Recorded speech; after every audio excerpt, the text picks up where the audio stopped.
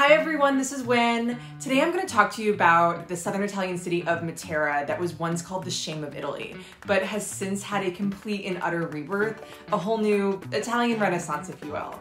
But first, let me tell you about this channel. Here, I like to talk to you about unique places and experiences all around the world, things that are a little bit outside of your mainstream travel guide. And to be honest, my favorite places to talk to you about are a bit strange for one reason or another.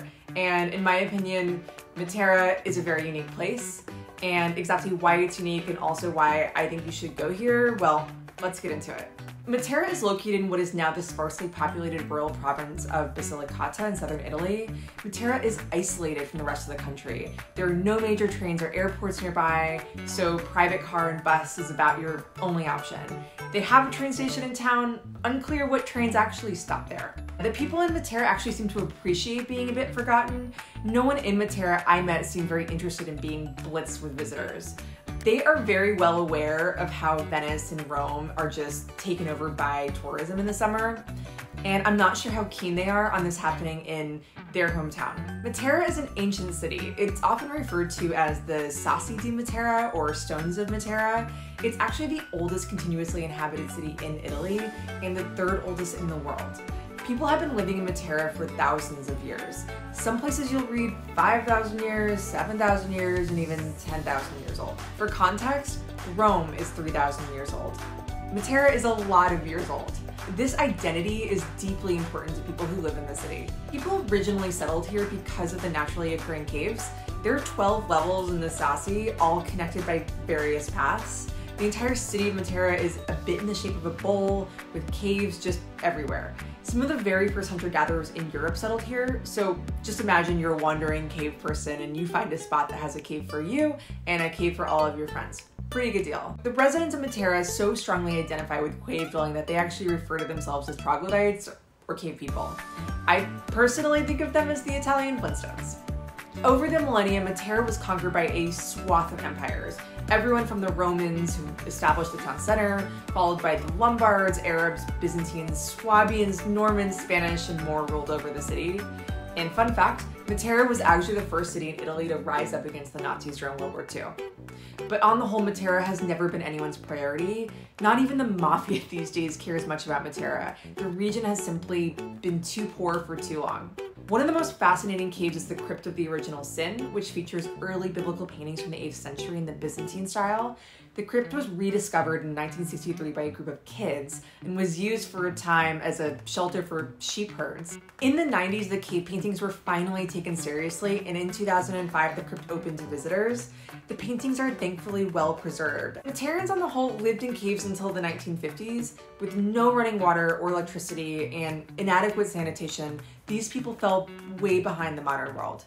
They lived in one-room caves with sometimes up to a dozen family members and their animals. They had very little to eat and disease was just rampant.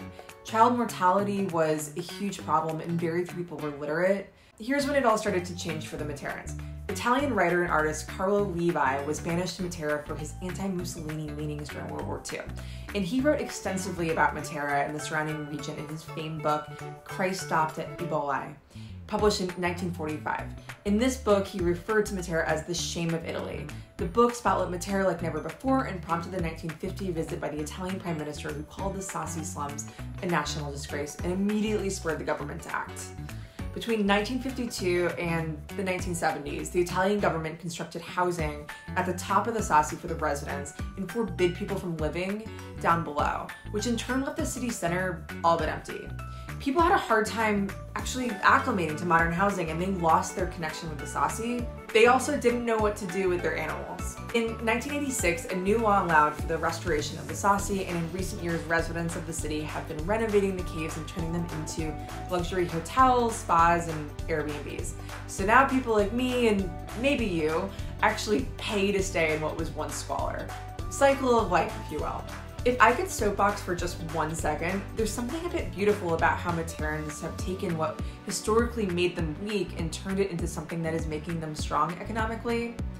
Lemons into lemonade. The Materans are super concerned about their city becoming a tourist trap, but honestly, in my view, it's too much of a pain to get there for that to be a real concern. Walking around the Sassi in Matera these days, you simply do not see the poverty. You hear about it from people you meet, you can visit a museum where you can see how people once lived in the caves.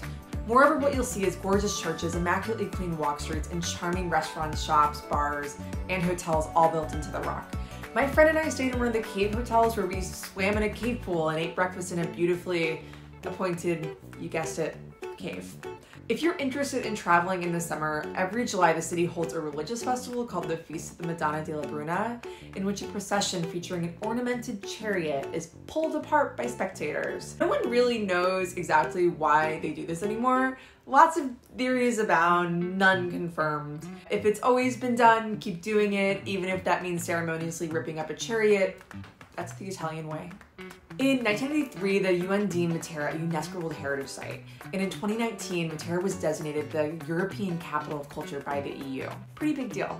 And in recent years, a number of large-scale movies have shot in Matera. The latest large-scale production was the last James Bond movie, No Time to Die. Other films include The Passion of the Christ, Wonder Woman, the 2016 Ben-Hur, and just a lot of movies that need a double for ancient Jerusalem. The people in Matera love to tell you about all the movie stars that have come through. Daniel Craig apparently was super nice to everyone, so good for him. Good for Daniel. So I hope that you found this interesting. If you did, please subscribe, please like, please comment, and if there's anywhere you think I should cover in one of these videos, please let me know. Thank you all. Bye.